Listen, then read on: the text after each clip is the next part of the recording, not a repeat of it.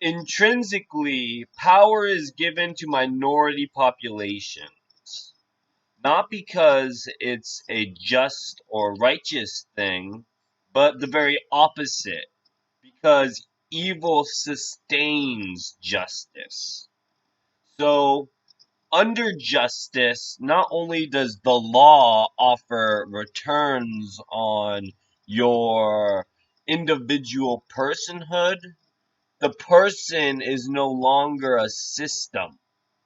So, if a minority is to be a participant in a constituency, the constituency gets the gains of the population rather than the minority, as we all know. So, does the gains of the population, in fact, represent a factorial status of a inclusionary act? Because there is no inclusion in statehood. Statehood sovereigns itself to inherent agency, which is demographically pious. Because it's pious, it creates for and function for unification under a regiment.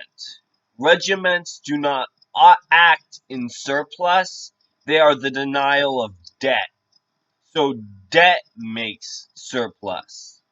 So if surplus is to be enjoyed, not only does the minority have to stake his benefits on the population no longer gathers for the minority. The minority is a welcome return on investment. So if we are to populate ourselves in such systems, not only does the majority rule by veto, the veto list class is the minority of the surplus. So that is the Bolshevik party. While the Menshevik party is the maternity class. So if you are a maternity warden, not only must you appease the minority population, Bolsheviks under that system cannot veto the classical Republican values. So, under Republican values, we underestimate and oversum a fictional status of majority. So, if majority claims itself, it automatically becomes surplus in the Bolshevik party. So, Bolsheviks are reason and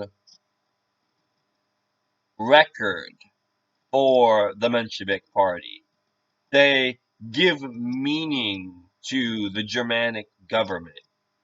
So, if a Russian inclusion is to majority a Senate, the Senate features itself as a fictional apparatus, not a representational apparatus.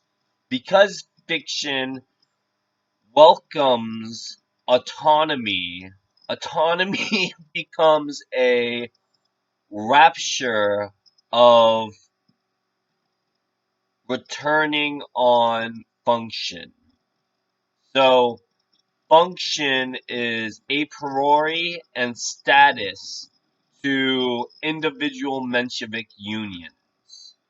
If a Menshevik union is to separate into a maternity class or a minority class, the fiction of the state changes to suit a majority.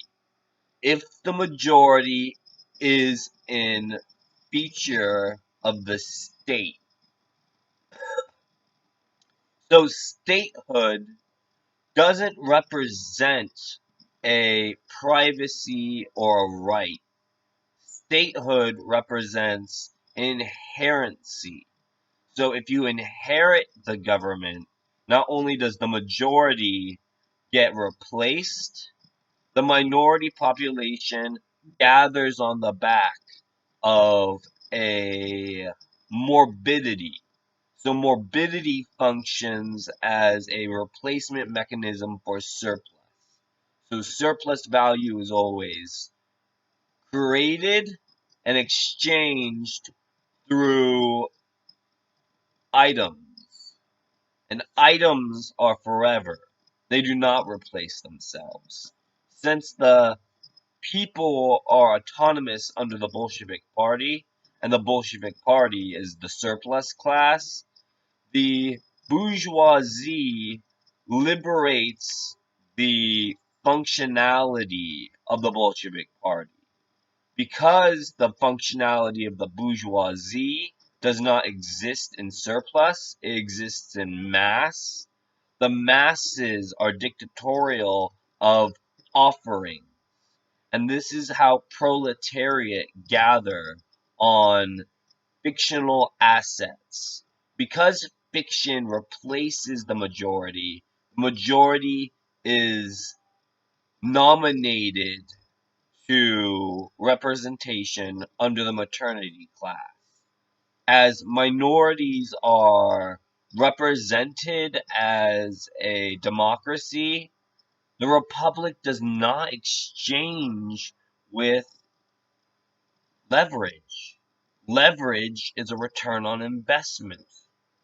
So the return on investment is privatized to the bourgeoisie, while the proletariat gather their resources from fiction.